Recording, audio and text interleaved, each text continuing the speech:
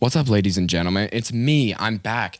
I'm here. I know you missed me for the past week, but I'm back, baby. This podcast that you're watching right now, it actually came out on Thursday, all right? And there's another podcast dropping on Tuesday if you're a member of the Patreon. What is Patreon? It's $5 a month. You sign up. You go to the link in my Insta, my Twitter, all of that stuff. There's a link somewhere. Go to that, sign up. It's $5 a month. You get an extra hour of this podcast, and you also get this free episode early, and you also get a bunch of other benefits. So go sign up for that immediately. Also, this merch dropped. Broc, Gardner vs. the World merch. Check this out, man.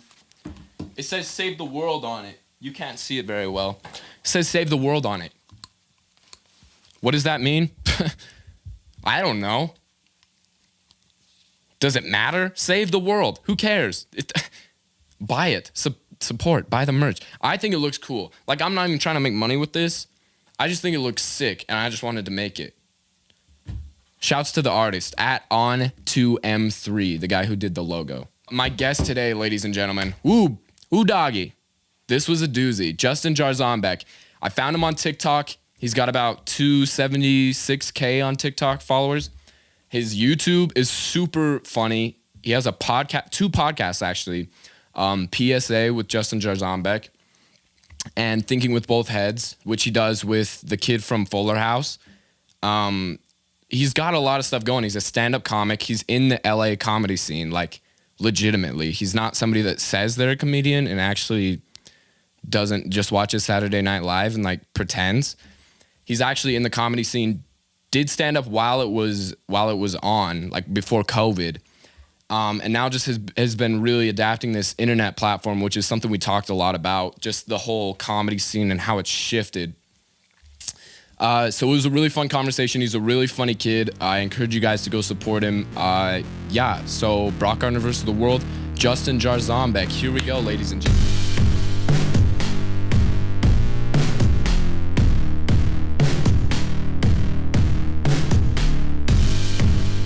Can you hear me? Yes, sir. Can you hear me? Yeah, man, I can hear you good. Perfect. This is off to a great start already. Fantastic. Yeah, bro. Absolutely. How you doing? I'm doing fantastic. How are you, man? I'm good. I had a long day. I filmed like 2 podcasts already. Oh, seriously? Is it your PSA or is it the other one? Both, actually. I did a PSA for next week just to have one in the chamber. Mm-hmm. And then the new one I got with my friend Michael Campion. We're having 2 come out on Wednesday. So. Oh, yeah.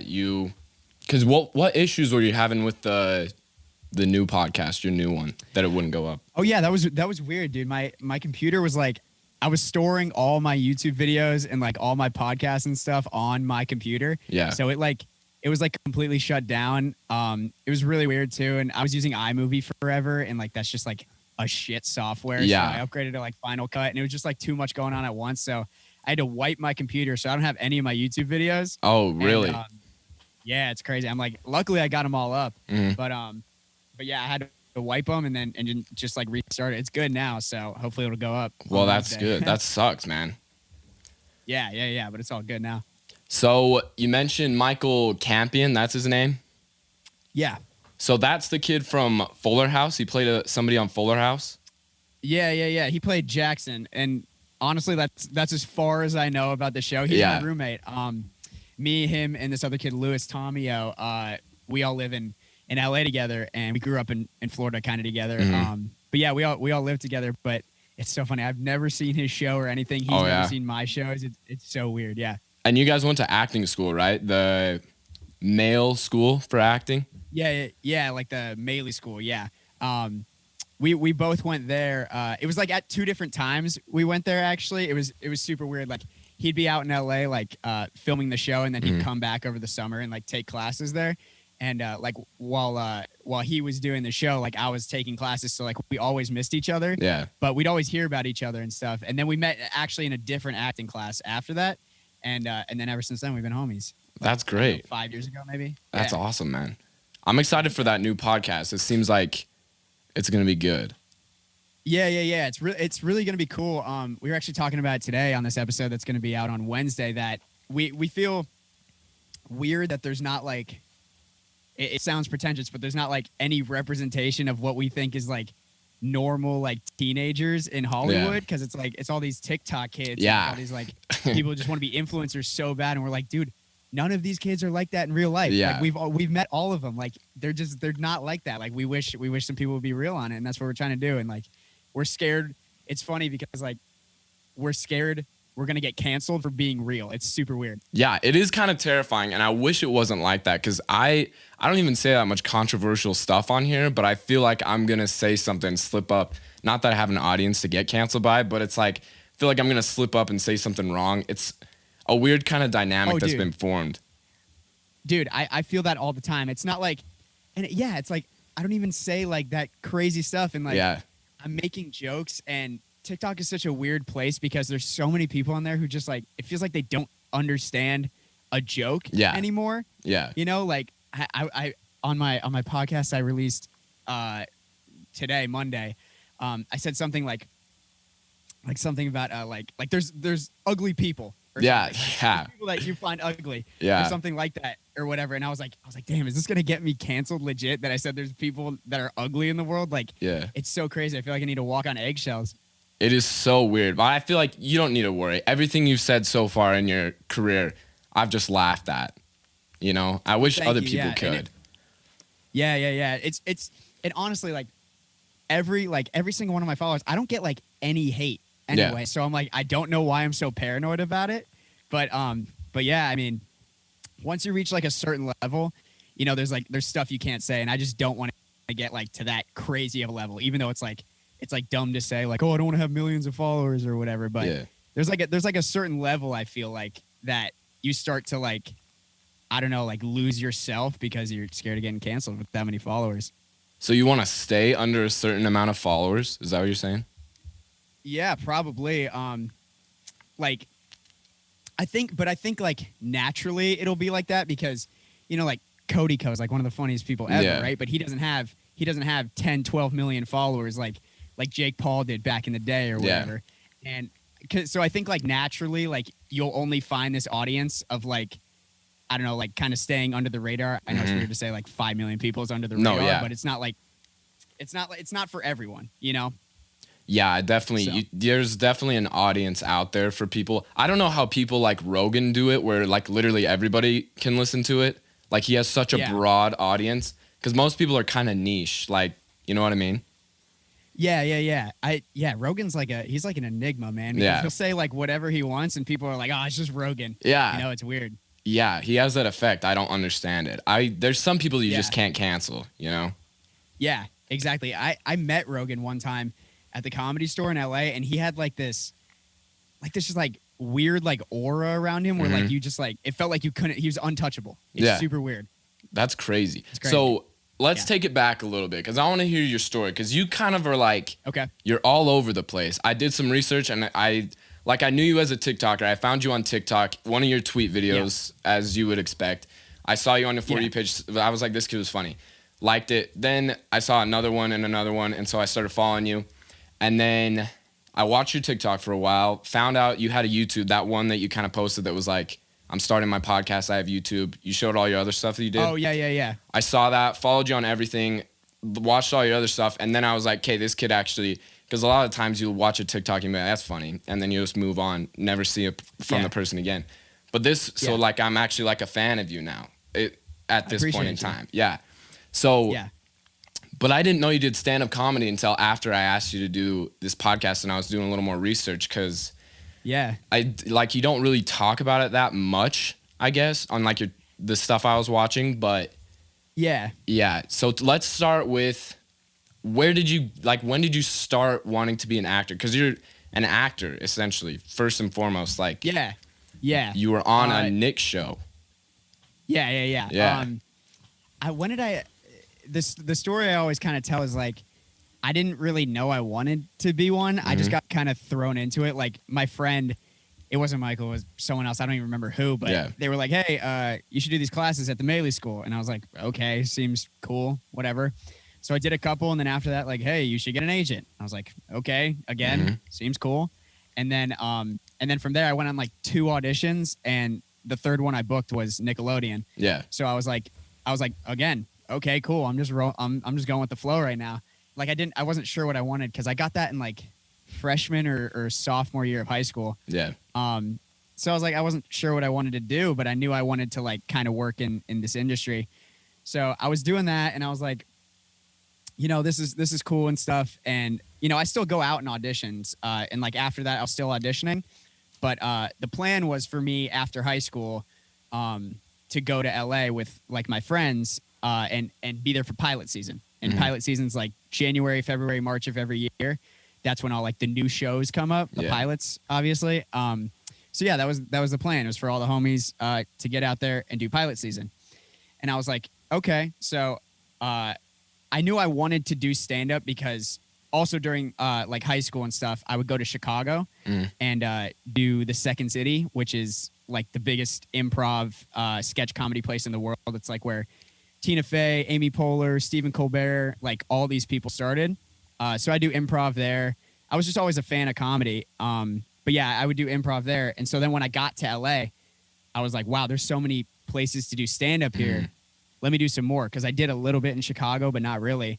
But when you're an actor, like you don't really do anything all day unless you get an audition, which is like maybe twice a week at the most. So I was like, what am I going to do to fill my time up all day? And I was like, I guess I'll just do stand-up. And I started it like the first week I got there. And then after like the first time I did it, I was like, okay, this is what I want to do 100%. And I was there like 7 hours a day doing stand-up every single day until COVID. That's crazy. So you kind of just fell into everything. Yeah. That's kind of how like most things, like my friend Michael, he makes fun of me for it all the time. He's like, how do these things just like fall into your lap? I'm like, I don't know, but I just flow with it. But yeah, I started as an actor, but I was always doing like improv classes and stuff. And I was like, man, I'd really like to get into stand-up. And then when I got to LA, I really like started like going for it every single day doing stand-up. So what does it take to like do stand-up as a job? Because I don't know, you don't know any of the behind the scenes stuff when you're just watching it. So what is the kind of the process that goes into that? It's there's so many different ways to get there. Like, do you know Trevor Wallace? He's a pretty big YouTuber. Yeah, he's like with the Churdleys guys, kind of. Yeah. I work with him a lot, actually. I'm starting to edit some of his YouTube videos. Oh, really? He's a cool guy. Yeah. So he's like the newest age of kind of stand-up. So he kind of like snuck around the system in that he wasn't really like grinding out, going every single day to clubs for hours and hours and doing stand-up. He was doing that in the beginning, and then he's like, let me do this YouTube stuff and try and blow up on there. So now he's got this big audience, and he kind of went around every stand-up and is like every stand-up comedian and is now like at the front because he's already got this huge audience. So there's that way you could do the online stuff and already build an audience, or you could do what I was doing in January, February, and March, which was just go to these like, there's these little open mic places where you pay $5 and you get 5 minutes every hour. So I would do that I would start at noon, and then I wouldn't get home till like 3 a.m, just doing those every single day. And, you just build up material, you meet some people, they put you in some shows, and then you hopefully get bigger from that. But I think the way Trevor did it, I think that's like the new age of stand-up kind of. But the old way of grinding it out it's still pretty fun. Like going for like a couple hours a day and doing it. As long as you love it, it's fun. Yeah, definitely. I feel like a lot of people, and I don't know like very many people in that industry, but I feel like I could see a lot of people kind of cutting themselves short because they won't like accept these new forms of like TikTok or YouTube, like these people that just want to do it the old-fashioned way. That they're probably hurting themselves a lot. And I would like to see the numbers on how many people just don't try to use those because they just ignore them as a platform as a whole, Yeah. It's weird because I don't know, like I swear to God, I'm the only person under the age of 27 in the LA comedy scene. Like everyone else is like 27, 28, like 30 and above pretty much. So it's like weird to say that they're old, but like it genuinely feels like they don't know how to use it to their advantage. Like, because for a long time, I was not for TikTok. I did not want to be on TikTok. I did not want to do it. I was like, I just want to do my stand-up and like be on my way. But then I realized like the potential it could have, and I was like, oh shit, like I'm the only 19-year-old here. I'm probably like, I could probably be the best like stand-up TikToker like in this group of comedians. So I was like, let me just grind it out and let me really try and do it. And then COVID hit, and I was like, well, now this is the only thing I have. So let me really dive into it. And so I think when like clubs open back up and all that kind of stuff, I think I'll have like a way better chance of getting in shows now because of my following, which is like, it's like COVID's kind of a blessing in that way. But yeah, not a lot of people are using it to their advantage, but the ones that are getting big fast. Yeah. So you saw TikTok as a route to further your stand-up career. Yep. And exactly. just went into that. So how does somebody, because you're playing some shows in like, there was one that was like a garage sort of place. It looked really cool, but you're playing in these venues. How do you go from those to maybe like a spot in the Comedy Store or the Laugh Factory or the Improv or something like that? What takes you there? Yeah. So that's such a strange question because like I only know the ways that like I knew. I don't really like. There's so many different ways you could do it. Like you could apply there. Like if you're a Trevor Wallace kind of guy and you have tons of followers, like you can apply and I'm sure they'll hire you as long as you have a following. Or I would go to the Laugh Factory every Tuesday. The Laugh Factory had had like a line around the block at like noon for their 6 p.m. open mic. And I went there, I think like once, and I didn't even get in because I didn't know the line was going to be like that. But I went there once and I checked it out and stuff. And then I was at the Laugh Factory every single night. And I got to know one of the guys there and he started mentoring me and stuff. And he knew the owner and all that stuff. So he actually got me an audition for the Laugh Factory for the booker, which was nice. And it was like a week before COVID that happened. So I don't even know what happened with that. Oh man. I don't know if, I could be a part of that or not, but yeah. It's like everything in Hollywood, no matter what you're doing, yes, you have to have obviously a level of talent and a level of drive, but like 99% of everything is who you know. Mm-hmm. And it's like, you can get in through like this way and that way and that way and this way. There's so many different ways to get in, but you have to know someone to get you in there. Yeah, that's wild, actually. Yeah. It's an insane grind. Yeah, that's because the placement I'm at, dude, I'm in the middle of nowhere in Utah. I don't know anybody. The only people I meet is like people like you from the internet. Yeah. I gotta move to LA, well, I guess. Yeah, but I mean, or you could do the Trevor Wallace or the me type thing, which is gain your following, and then you could literally show up at the Comedy Store with like, if you have 1 million followers and be like, I'm here, where's my spot? Yeah. And they let you in. Like, as far as I know, they'd let you in because that you're going to sell tickets, you know? Yeah. They can't deny you at that point. Absolutely not. So I was interested to see how you got to TikTok because all of your, like the stuff that blew up that really got traction was you in front of like these tweets from the douchey regular like TikTok guys like Bryce Hall, those guys. And just like kind of like making fun of them. So it's like, I was like, how did this kid get on TikTok? Because it's obvious like TikTok is not, like the main people of TikTok are not for you and they're not for me either. So I was just like, how did this kid get there? Yeah, I was so surprised when that first like tweets video I had like blew up. I was I was like, what is going on? I was making this for like the homies that I had on TikTok. They were like, oh yeah, this would be funny because like they're so cringe.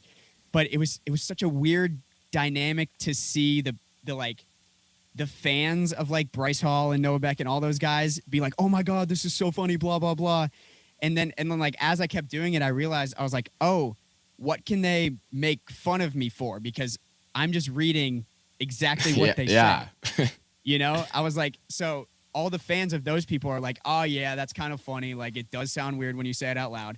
But then all the like flip side of TikTok that I didn't even know about when I started, they were like the people who like make fun of them kind of with me are like, yeah, this is hilarious. Like let's cringe on them and stuff. And then people started calling me like the Cody Co of TikTok or whatever, like cringing on all these people. And I was like, oh, no one else is really doing that. So I was like, now's my time, I guess.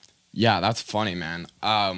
Was TikTok kind of the first, because right now you're on TikTok, YouTube, and you have 2 podcasts. So was TikTok kind of the first thing of that nature? Was it YouTube or what? What got you into the media? It was TikTok at first. Like I wasn't posting any type of videos or anything. I was just like, I just want to do stand up. Like that's it. I don't want to have to do this TikTok, like this YouTube stuff. Like I don't want to be a YouTuber, nothing like that. But yeah, then once my TikTok started popping, I was like, oh, okay, I can use this and make some like actual YouTube videos that I want to make, and take those followers from TikTok, get them on YouTube, and then use those YouTube followers to get me into the Comedy Store and into the Laugh Factory and touring and getting to know Trevor Wallace and all these people. So I kind of use it as like a catapult just to get me to like where I want to be. And I'm still pretty much doing that to this day. And that's not to say like I don't have fun making TikToks or whatever. Like, yeah, it's a good time, but there's like a grand scheme of everything. But yeah, TikTok was the number one thing. That's crazy. One of the things, I'm not trying to like butt kiss right here, but one of the things that I found crazy about you was you're funny on TikTok, you're funny on YouTube, you're funny on your podcast. I assume your stand-up is funny. I haven't seen any of it. I tried to find some, but I couldn't. But it's like most of the time people on TikTok, if they're funny on TikTok, they're most likely only funny on TikTok. Like the short form kind of. But then, so I was like, yeah, this kid's funny on TikTok. I'm going to listen to his podcast, but how long can he be funny? And surprise, you can be funny the entire 45 minutes you do it. So it's just kind of crazy that there's a few people and you're one of them where it's just you're funny across all platforms somehow. Well, I appreciate that. Yeah. Again, my friend Michael would be like, dude, TikTok is just not your forte and stuff. But I'm like, all these people think it's my forte, you know, like they think I'm like a TikToker or something. But that's why I started the podcast and started like the YouTube channel. I was like, let me establish myself as not just a TikToker, because again, I don't want to walk into these clubs and then be like, oh shit, here's the fucking social media guy. You know, like I want to be like a legit comedian. I'm just using like these platforms and my age pretty much to catapult me there. Yeah. So most of your content on TikTok and YouTube and your podcast, all of your content is basically like we talked about cringing on these TikTokers. I know of one instance, but have any of them like come at you for this? Oh, dude, everyone but Bryce Hall like loves me. I swear. Like Noah Beck DMs me and he's like, dude, these are so funny. He's like, dude, keep reading them. They're hilarious. Like we're all clowning on each other whenever you post something. Like Griffin Johnson duetted me, like one of my first tweets videos. He was laughing at it. Bryce is the only one that's gotten butthurt by it, and that only makes me want to make more videos on him. Yeah, so that's his fault. But even like that guy Larray, he's really cool. He followed me. He DMs me every once in a while. Dixie D'Amelio is super cool. So yeah, like they're all super cool with it, and I don't really know how they could be mad at me because I'm just like I'm just reading their tweets. You know, it's like you tweeted that, bro. Like, how can you be mad at me? Besides Bryce, I shit on him for everything. Yeah. For those of you that don't know, Bryce Hall on I can't remember which video it was, but it was like, oh, keep making vids on me, like love my fans with a little blushy face, like kind of egging you on. I mean, I think it was the video I was making fun of his Joker costume. Oh, it was. Come on, really? It was weird though. It was weird. He was wearing. I was like, dude, you're the Joker. You're wearing white makeup and a wife beater right now. Like, put a little more effort into it, okay? Like, it's so weird. A weird Joker costume doing some sexy dance for like 13-year-olds. It's just like, what? You talked about it on your podcast. Like, they can't admit that it's weird. Like, it's difficult for them to admit that what they're doing is strange. Exactly, and that's why I feel like I have to overdo it. I'm like, please, just notice it. That's why I'm like, I don't really make fun of Noah Beck anymore. I don't really make fun of like Griffin Johnson. It's pretty much at this point, it's just Bryce. Yeah. Because I'm like, dude, I just want a little sliver of you to like be like, yeah, dude, it's a little weird. And then after that, I'd ease off you so much. That's all I want. Yeah. Yeah, that's funny, man. I used to, I can tell that you're like a Cody Ko fan. Are you? Oh yeah, absolutely. Yeah. And like this is something I wanted to talk about. Like when I first listened to your podcast, especially the first episode, I was listening to it with my friend and I was like, this kid is a Crystalia fan. Like the way you talk, dude. The way you like I'm not even saying it's derivative at all because it's 100% like you, but it's just like you can tell that you're inspired by Chris D'Elia.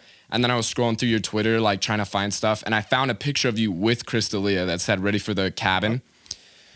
Yep. What do you think about all that stuff? I want to get your take on that. All the stuff that happened. Dude, it sucks so bad. Yeah. Because D'Elia, right before COVID, was the fucking guy in LA. He was at the Comedy Store every night. He was at the Laugh Factory like 3 times a night. And this is a crazy story. So the night I actually met Rogan too, I would have to sneak into the Comedy Store because I'm not 21. Oh, yeah. And it's a 21 and up club. Yeah. So I know this guy, and he would like sneak me in through the back and say I was his nephew. Oh, so really? Like, okay, cool. Yeah. And at the Comedy Store, there's not a green room. There's like one small hidden away bar, but no comedian hangs out there. So they all just hang out in the hallway. Like you can just go and talk to them. So I was chilling in the club, because like I stay in like the dark corner, so like the waiters don't catch me or anything. Yeah. If they've thrown me out like 5 times there. Really? So yeah, I was chilling in the club, and then I went out to go to the bathroom, and I saw Chris on his phone, and I was like, oh shit. I was like, this is probably like the only time I'll get to talk to him. So I was like, let me just go talk to him. And I had this guy. He was like kind of half mentoring me. He was just showing me around to the Laugh Factory and all that kind of stuff.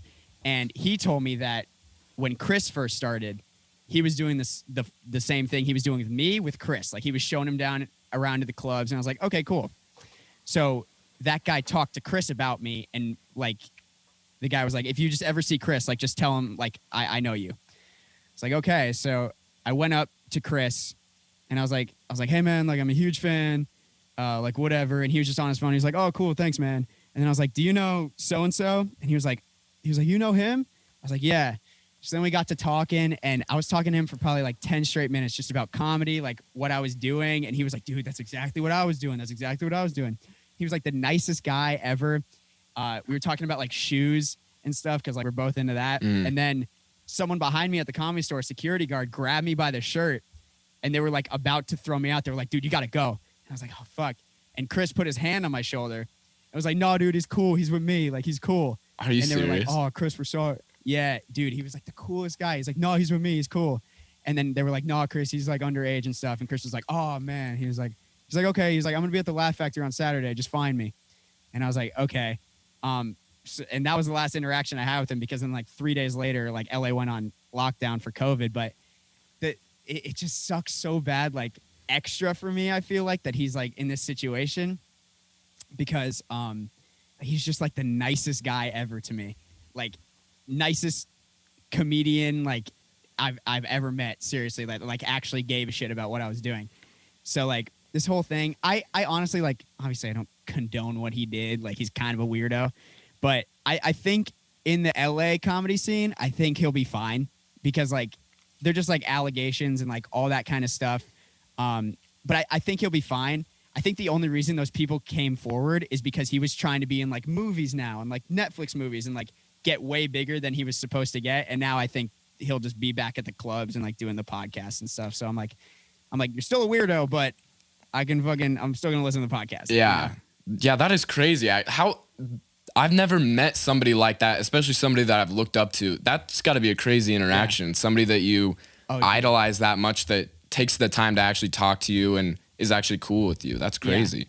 Yeah.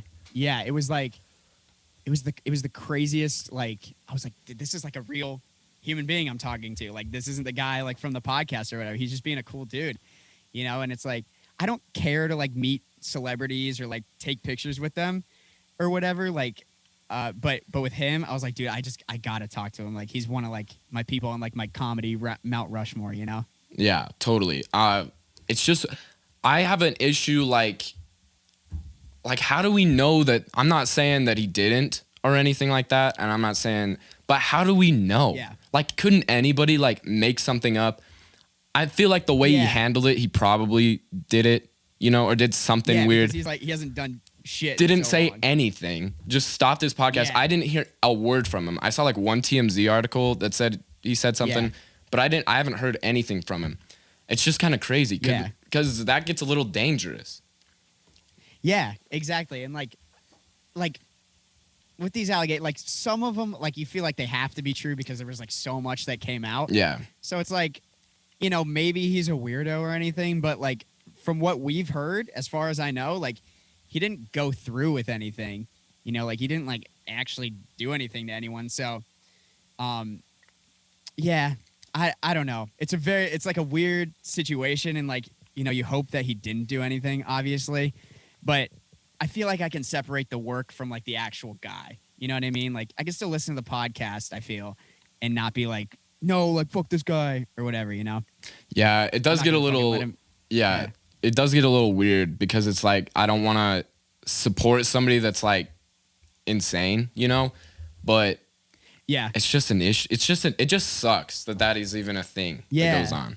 Yeah, it like the whole thing sucks. Like cancel culture just like all sucks. I mean, obviously, again, if he did it, it's like it sucks way more. But like it's just like everything it's like up in the air. It's super weird. Mm-hmm. You know, you're like, what do I think about this? It's super whack.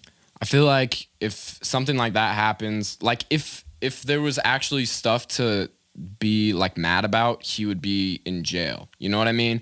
It's this weird space where it's like they did this, so you shouldn't listen to them and they shouldn't have a career, but also they're like not going to jail for anything. Like it's just kind of weird right there. Yeah, I don't know if I agree with like the whole thing. Like they shouldn't have a career either. You know, it's like if you're like a legit weirdo, you should be in jail. But then like if you didn't actually do anything, like there's like this weird like purgatory in between jail and not having a career, you know? It's weird. Yeah, it's very different. And it's only been like the past couple of years that's sort of developed. And I would hope that when COVID happened, it would go away because it did. Like right before COVID, it was like, we're canceling everybody, like a couple people per week, like one person per week we're canceling. Yeah. They had like a schedule. And then as soon as COVID hit, like there was nothing. And I was like, let's go. We're done with this. Like we have bigger problems now. We got to come together for this. And then it was like, all right, now we're back to it. Chris D'Elia, Brian Callen, like all these different dudes. I was like, are you kidding me? Yeah.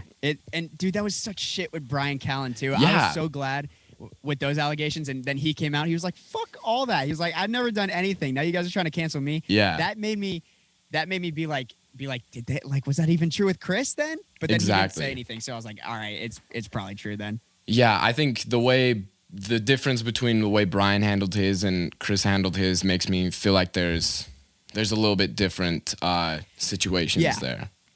Yeah. And like, I don't know if this is true and I'm not saying that it is, but like going around to the clubs and stuff and like meeting the comedians, like after that happened, like they were all like, oh yeah, Chris is a weirdo. And I was like, well then why didn't you say anything before, you know? It was weird. Yeah. I don't know, but Brian's still not back on his podcast. What's up with that? Yeah, what is up with that? I don't know, but he's touring. I'm in Florida right now, actually, like visiting family and stuff, and I think he's at the Orlando Improv, which is like 20 minutes away from me. I want to say like next weekend or something. Mm-hmm. So he's touring, like he's still doing stuff. He's selling out shows. So I really don't understand why he's not on the podcast. Yeah, that makes no sense because I saw he had like posted some video on Instagram saying like, I'm doing a bunch of stuff that's coming up. Like I got a bunch of stuff in the works, but then I'm like, hey, go back on your podcast because he's a funny guy. Yeah, like.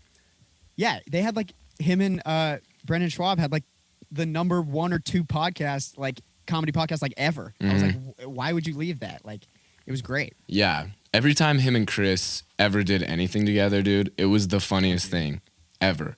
The funniest thing in the entire world. Like, oh my god, it was great. It was always great. They had the crazy, like, just the funniest dynamic. It was like they would never like be friendly with each other on the camera, but you knew they were off, and it was just they were just rude to each other the whole time.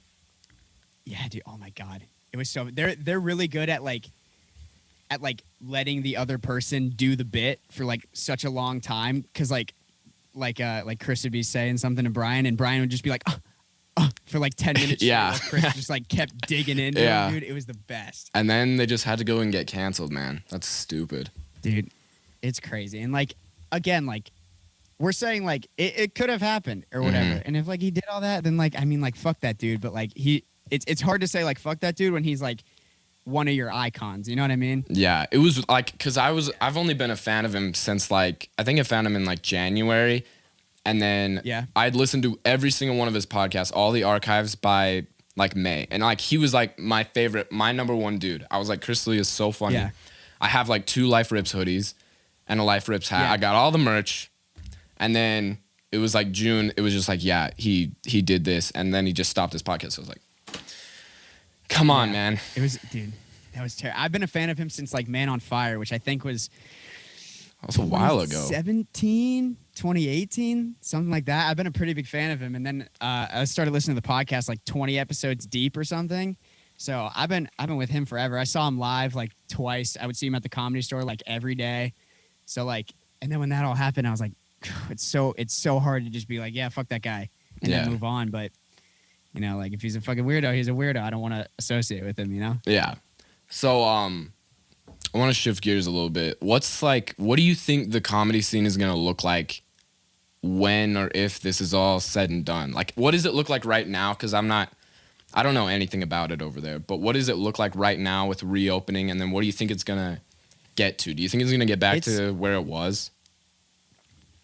Dude, I feel like the Comedy Store and the Laugh Factory will always be the exact same, exactly how they are, like forever. But comedy was weird. Like I said, I'm in Florida right now, but I was in LA for the past 2 months and stuff because we thought like the restrictions were gonna lift off, but they only got worse. But it was so weird. I was doing stand up in like outside of a restaurant on the sidewalk. Like that was weird. Like cars were zipping by. You couldn't even hear the punchlines of what people were saying. Yeah. Like it was so weird. Everything's outside. Like everything in LA, it has to be outside. Nothing inside can be open. So people were doing them on the side of that. I did a show in a baseball dugout for 3 people. That was weird. Are you sick? That's the weirdest one. I've heard a lot of weird stand-up situations. That's the weirdest one I've heard so far. That's crazy. I did a baseball dugout, and like the speaker was like a backpack speaker. It was like just like Bluetooth. It was super weird. Yeah, and then the one you mentioned earlier, the garage one. That was actually the best one. Me and my friend, we like co-produced that, which pretty much just means I brought the microphone by co-producing it. Yeah. But yeah, we did that, and it was like we did it out of a garage for an apartment building that was being renovated for earthquakes. So no one was there, and everyone had to sit in the driveway. It was the weirdest thing. Like people are so desperate there to do comedy and to do like live performance that like we literally did it in a being renovated garage for an apartment. It's so weird, and like it's weird, and it was in a suburb too, so it was weird saying like dick jokes while like people were like with their kids just walking around like, walking their dog. Yeah. I was like, am I gonna get fucking arrested right now? This is so weird. Like comedy should be in like the most like disgusting closed in space like ever. It's so weird. People are so desperate, but there's like one show going on right now. I think it's called like Low Key Outside or something. And they have a good production. They like, their stage is like the back of a pickup truck. And like, they have like actual like speakers in a spot. It's a cool spot. Like Tom Segura goes there. I think Trevor Wallace also goes there. Like that's like the only spot right now. But if you're like a low level comedian, you better just fucking start a podcast or something. Yeah. So you think that's going to be the new space of like entertainment is just all online? Yeah, I don't know, because I think it'll definitely be more online, but you know, people were like, having podcasts before this and like thriving off of it. But I think the Comedy Store, the Laugh Factory, the Improv, they're gonna be packed even more now after that, because people are gonna be so desperate to see like live comedy. The comedians are gonna want to see it so bad, but it's gonna be really hard for people like me to break into that kind of stuff, because the comedians are so badly gonna want to do comedy like all the time that it's gonna be a nightmare. But whatever. So like disregarding all the COVID stuff, even what do you think about, because you're living in LA, right? Yeah. So what do you think about everybody leaving? Like Rogan left, Joey Diaz left, Duncan Trussell left, like a bunch of people are leaving or think about leaving. Yeah. So a lot of people are saying that like Austin's gonna be the new comedy scene, or I think Atlanta or something is gonna be the new some other city. And what are your thoughts on that? Yeah. And have you considered like shifting your future plans to fit sort of what the comedy scene is gonna look like? I don't think. I was born in Texas and I've been to Austin a million times. There's no way Austin is going to be the new comedy scene. There's not enough people there. Everyone is so like uptight and like I feel like they get offended at anything. But Yeah. there's some definitely some good comedy there. But I don't think there's enough people there either. Like LA is so compact and like everyone knows like that's the spot that I feel like that's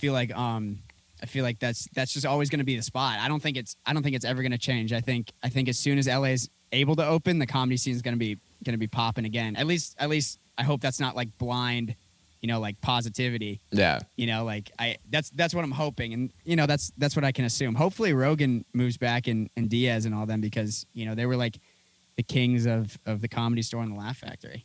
Yeah, that's kind of crazy. I think you're right. I don't think that it'll change that much. I think the biggest problem right now is like, when is stuff gonna open? Like when? Yeah. Like here in Florida, I'm going to see TJ Miller next weekend at the Tampa Improv. Like people are doing shows. Brian Callen's doing a show here. Like people are doing shows left and right here. The clubs are open. Everything's open in Florida, and I'm not saying that's necessarily a good thing, but it is. And LA just like is nothing. Not even restaurants outside can be open anymore. You have to get takeout. It's like, it's crazy. Like no one can do anything live. It's nuts. Yeah. I mean, I've tried to, like at the beginning of COVID, I tried to be like very empathetic and be like, all right, we have to take these precautions to try and help people. But now it's how long do we do this for? How long do we keep everything shut down for? Yeah. I'm hoping that vaccine that they're talking about gets out ASAP. Yeah. But like I know so many people who just straight up quit comedy. They couldn't do it anymore because it's all shut down for so long and stuff, which I mean like, hey, more room for me. I'm cool with that. But like I knew some like good ass people that I'm like, damn, like you should continue. Like you were gonna make it like 100%. So it sucks for sure, but I don't even see a lot more people like doing online stuff, like those kind of comedians and stuff. I'm like, at least try and copy someone. Like do a podcast, do some YouTube, like it's not all bad. Yeah, you have to learn to adapt with stuff like this. If this podcasts are probably where it's at right now. I would say TikTok too. Like you're doing everything correctly, I would say. Like people need to figure it out. Yeah, exactly. And it's like that's the thing. There's not a lot of young comedians either. So I just feel like this kind of like millennial, like the millennial people that start to do comedy, like they just don't get it. I at least that's what I can assume because I don't see that many people starting stuff online,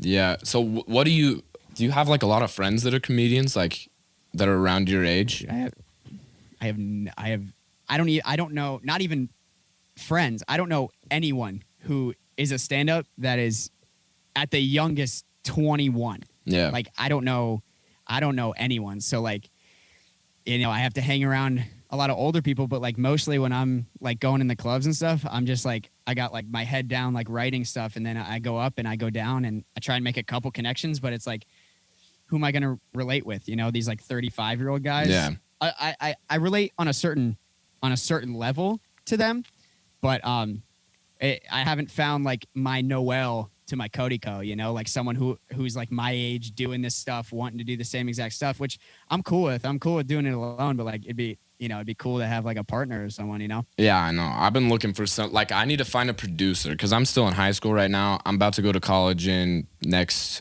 fall, and I'm trying to look for. I'm going to. It's a Dixie State. It's like 40 minutes away from my house. It's small college. Oh yeah. Yeah, but I just want to like go there and waste time and try and develop like podcasting and videos and like stuff like that. But yeah, I'm trying to find like not like a producer, but just somebody to help create stuff with. Cause there's like in my town, there's 1,500 people. There's one person that has a podcast and it's me. Like there's nobody else that's even even wants to do something like this. So it's difficult to find people. Yeah. And that's been the beauty of TikTok for me. Like I got this kid, his name's Brian. We're the same age, and I don't even know where he lives, honestly, but he makes all my beats for like the intros to my podcasts, the intros to my YouTube videos, like all that kind of stuff. And he just wanted someone like me to like make that stuff for, you know? And so like we're meshing well like that. I know another guy who DM'd me from TikTok being like, hey, if you need any cover art for your podcast, like I'm down for it. So luckily my platform has like brought out a lot of people who are my age that want to do the same thing I'm doing, just not comedy necessarily, like music production or that kind of stuff, which I can use to my advantage. And as I'm building my platform, I can promote them at the same time. So that's been cool. That's one of the like really big upsides to TikTok is all the people I've met that can help me. Yeah, that's interesting that you say that, because I've had a couple different people that are trying to do something creatively that are kind of around our age that live in totally different places. And they've all said something similar to that. Like, I thought I was special because I was like, oh man, I'm going to start like this community of like young creators, like the next generation of content creators. Yeah. And it's going to be so cool because we'll all promote each other. And I thought I was special for thinking that. And then as I talk to people like you, everybody has that same idea, which is kind of cool. Yeah, which it's definitely cool because it's like you can, I don't know, it's like, I guess in like when you're in high school, you only can pick from the people that are there and stuff. And it's like, there's just not a lot of like-minded people in high school if you want to like be a content creator and stuff, because it's kind of looked down upon. But that's the beauty of TikTok. Like all you need is like one person for this, one person for that. And then you have like a mini team together to just like help promote you guys and all that kind of shit. Yeah, that's crazy. So that's kind of like what I'm trying to build right now. That's why I'm reaching out to people like you, and I'm trying to find different people in all these different areas to try and at the least just have us know each other and try and like push each other to create cool stuff. Absolutely. Yeah, I just think that's a cool idea. Yeah. I everyone like I like on, you know, like TikTok or whatever who like follows me back and stuff. I'm like, dude, I know it's hard to like get to LA. So like if you ever want to make it out, like you can come crash at my place for like a week if you need to. Like I'll show you around. I'll get you started for sure. Like I don't know if you can know those guys like Frankie and Jericho and Asaf and all that kind of group. But they're like they're pretty big creators on TikTok, and they were like, yeah, man, we want to get started in stand up. And I was like, when it opens back, I'll show you guys around for sure. Like just because I know how like tough it is to be this age and want to like make stuff and be popping. So I get it. Yeah. What's your goals? Give me some of your ultimate goals for like the next 5 or 10 years. Like where do you see yourself? Where do you want to be and get to? Got you. My dream for like, I guess the next like 10 years, maybe like 15 years is I just want to be able to go like have like a normal spot at the Comedy Store. Like that's all I want. Just like be known there, do that. Like for the next like 5 years, I want to tour with someone and like be their opener. And that kind of stuff. I think that'd be really dope. And continue the podcast, dude. I like this podcast has been like such a savior to me. Like, and I just started a couple weeks ago. I was like, damn, I should have started this way earlier. Cause I have like so many different, just like weird ass thoughts all the time that like I can't put them into like a sketch or a YouTube video or something like that. So I'm just like, might as well just like dump it out into this podcast, and then it's gone, which feels good finally that I have a place to put it, you know? Yeah, your podcast, I'm again not trying to butt kiss. I just think you're talented. Like your podcast is so funny. Thank you, bro. Dude, I appreciate that, and I appreciate when people tell me that, because I'm like, when I'm doing it, you know, I'm in this fucking padded room, like I'm in an insane asylum or something. I'm talking to myself, and I'm like, I say this to my friends and to my mom all the time too. I'm like, she's like, what did you talk about during the podcast? I'm like, I don't even know. Dude, like, nobody understands that. Nobody gets that, because I feel the same way. It's so weird. You're like, dude, after this podcast, I'm not saying I'm not present right now, but after this, I'll be like, I don't even know what the fuck I said. I have no idea. I'd be like, I could have rapped for 2 hours. I wouldn't even know. I wouldn't even know what happened. Like, yeah, like I like black out completely. It's it's weird. So I'm glad people are enjoying it and stuff, but I guess that's because I'm just saying everything that comes to my mind at once, and like that's not normal human behavior to do that, but it's working, I guess. Yeah, it's really fun. Have you ever thought about doing like guest stuff? I know you're only 2 episodes in, but have you ever thought about doing like different stuff, or you think you just go more the solo, just kind of rant funny stuff? I think every once in a while I'll have a guest, either that or I'll do like a separate kind of podcast thing where I have guests and stuff, but I'm really enjoying doing like the solo rant kind of thing. But